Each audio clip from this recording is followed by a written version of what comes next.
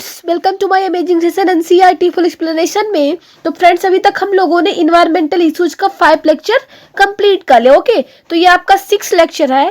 तो चलिए बिना टाइम वेस्ट के हम लेक्चर को स्टार्ट करते हैं। So let's get start with the radioactive waste. Okay, तो इसमें देखते हैं क्या है कि initially nuclear energy was held as a non polluting way for generating electricity. Okay, क्या है कि इनिशियली यह पता चला कि न्यूक्लियर एनर्जी जो है उसको इलेक्ट्रिसिटी जनरेट करने के मामले में नॉन पोल्यूटेंट वे माना जाता है।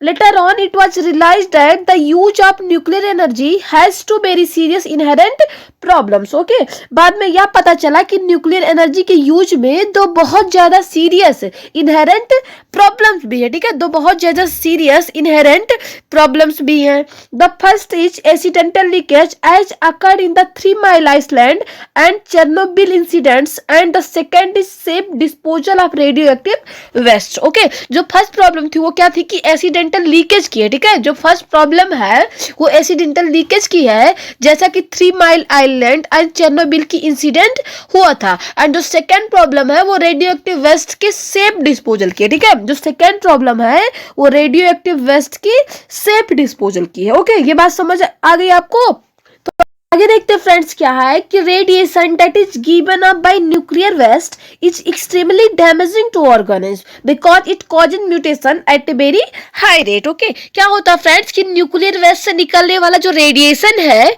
वो ऑर्गेनिज्म के लिए एक्सट्रीमली डैमेज होता है बिकॉज इसके कारण बहुत ज्यादा हाई रेट से म्यूटेशन होती है। ठीक है, इसके कारण बहुत ज्यादा हाई रेट से म्यूटेशन होती है।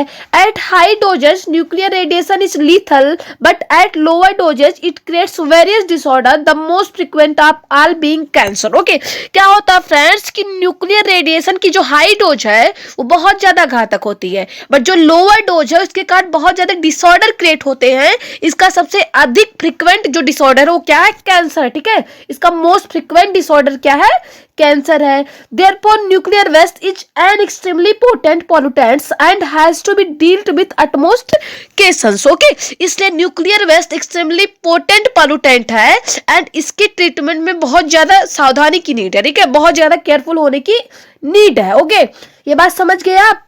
तो आगे देखेंगे हम क्या है कि it has been recommended that restorage of nuclear waste after sufficient pre treatment should be done in suitably sealed containers buried within the rocks about 500 m deep below the earth surface. Okay, क्या होता है friends, क्या recommend की गई है कि storage का nuclear waste को सील्ड कंटेनर्स में, ठीक है, सील्ड कंटेनर्स में रॉक के नीचे अबाउट 500 मीटर की गहराई में ये सरफेस में गाड़ कर रखना चाहिए। वरना क्या होता है कि however this method of disposal is meeting steps opposition from the public. Okay, disposal की इस मेथड के बारे में भी लोगों को कड़ा विरोध है। ठीक है, इस मेथड के बारे में भी लोगों का कड़ा विरोध है। ठीक है, तो how do you think this method of disposal is not agreeable to many people? Okay, क्या है कि आप क्यों थिंक करते हैं कि डिस्पोजल की इस मेथड में काफी लोग सहमत नहीं है? इस बारे में आप क्या सोचते हैं? ओके, देखेंगे फ्रेंड्स क्या है कि greenhouse effects and global warming. Okay, तो इसमें देखते हैं क्या है कि the term greenhouse effect has been derived from a phenomena that occurs in a greenhouse. Okay, greenhouse effect term की जो ओरिजिन है एक ऐसी फिनोमेना से हुई है जो कि ग्रीन हाउस में ही होती है। Have you ever seen A green house? क्या आपने कभी ग्रीन हाउस देखा है? Okay, it looks like a small glass house and is used for growing plants specially during winter. Okay, क्या होता है क्या एक स्मॉल ग्लास का हाउस जैसा होता है जिसका यूज खासकर हम लोग विंटर में प्लांट्स को ग्रो करने के लिए किया जाता है। ठीक है, विंटर्स में प्लांट्स को ग्रो करने के लिए करते हैं। In a green house the glass panel lets the light in but does not allow heat to escape. Okay, क्या होता है कि जो ग्लास पैनल है वो लाइट को अंदर तो आने देता है बट हीट को बाहर नहीं निकलने देता। ठीक है, लाइट को अंदर तो आने देता है बट ये हीट को बाहर नहीं निकलने देता है। Okay, therefore the greenhouse warms up very much like inside a car that has been parked in the sun for a few hours. Okay, इसलिए ग्रीन हाउस ठीक उसी तरह वार्म हो जाता है जैसा कि कुछ आवर्स के लिए सन में पार्क कर दी गई कार को इनसाइड का जो पार्ट होता है वो क्या होता है? वार्म हो जाता है। ठीक है, अगर आप किसी कार को पार्क में रख दें तो जो सन होती है सन का उस पर इफेक्ट पड़ेगा तो वो जो पार्ट है कार का वो वार्म हो जाएगा ना। तो वैसे ही ये भी क्या हो जाता है, वार्म हो जाता है। ओके फ्रेंड्स क्या है कि the greenhouse effect is a naturally occurring phenomena that is responsible for heating of earth surface and atmosphere. Okay greenhouse effect naturally होने वाला फिनोमेना है जिसके कारण earth surface and atmosphere heat हो जाती है। ठीक है, ये बात समझ आ गई आपको। फ्रेंड्स क्या है कि you would be surprised to know that without greenhouse effect the average temperature at surface of Earth would have been actually -18 degree Celsius rather than the present average of 15 degree Celsius। Okay आपको यह जानकर surprise होगा कि यदि green house effect नहीं होता तो आज अर्थ सरफेस को एवरेज टेम्परेचर 15 डिग्री सेंटीग्रेड रहने के बजाय ठंडा होकर -18 डिग्री सेंटीग्रेड रहता। ओके इट मीन्स कि जीरो से नीचे आ जाता। ठीक है, वो जीरो से नीचे आ जाता। ओके ये बात समझ गए ना आप। तो आगे देखेंगे कि in order to understand the greenhouse effect it is necessary to know the fate of the energy of sunlight that reach the outmost atmosphere. Okay क्या होता है फ्रेंड्स कि ग्रीन हाउस इफेक्ट को समझने के लिए जानना इंपॉर्टेंट है कि आउटर मोस्ट एटमॉस्फेयर में पहुंचने वाली सन की एनर्जी का क्या होता है। ठीक है, एटमॉस्फेयर में पहुंचने वाली सन की एनर्जी का क्या होता है। ओके फ्रेंड्स क्या है, clouds and gases reflect about 1/4 of the incoming solar radiation and absorb some of it but almost half of incoming solar radiation falls on Earth's surface heating it. While a small proportion is reflected back, Earth's surface remits heat in the form of infrared radiation, but part of this does not escape into space as atmospheric gases. Example: carbon dioxide, methane, etc. absorb major fraction of it. Okay. क्या होता है friends कि अर्थ की वो जो आने वाला solar radiation है उसका about 1/4 part cloud and gases में रिफ्लेक्ट हो जाता है and other 1/4 part atmospheric air द्वारा एब्जॉर्ब हो जाता है। ठीक है, ऑलमोस्ट हाफ पर इनकमिंग सोलर रेडिएशन अर्थ की सरफेस पर पड़ता है एंड उसे क्या करता है, ये हीट करता है। इसका infrared radiation some part reflect हो जाता है। ठीक है, इसका इंफ्रारेड रेडिएशन जो है सम पार्ट रिफ्लेक्ट होकर लौट जाता है। अर्थ की सरफेस स्पेस में इंफ्रारेड रेडिएशन के फॉर्म में हीट रिमिट्स करती है बट इसका केवल बहुत छोटा पार्ट ही स्पेस हो जाता है बिकॉज इसका जो मेजर पार्ट है atmospheric gases carbon dioxide, methane etcetera के द्वारा क्या हो जाता है, एब्जॉर्ब हो जाता। ठीक है, ये बात समझ गए ना। तो आगे हम देखेंगे। ठीक है, आगे हम देखेंगे क्या है कि the molecules of these gases radiates heat energy and a major part of which again comes to earth surface thus heating it up once again. Okay क्या होता है फ्रेंड्स कि इन गैसेस के मॉलिक्यूल्स हीट एनर्जी रेडिएट करते हैं and इसका major part अर्थ की सरफेस पर दोबारा आ जाता है और उसे फिर से हीट करता है। ठीक है, ये क्या करता है, उसे फिर से हीट करता है। The cycle is repeated many times. Okay ये साइकिल कई बार रिपीट होता है।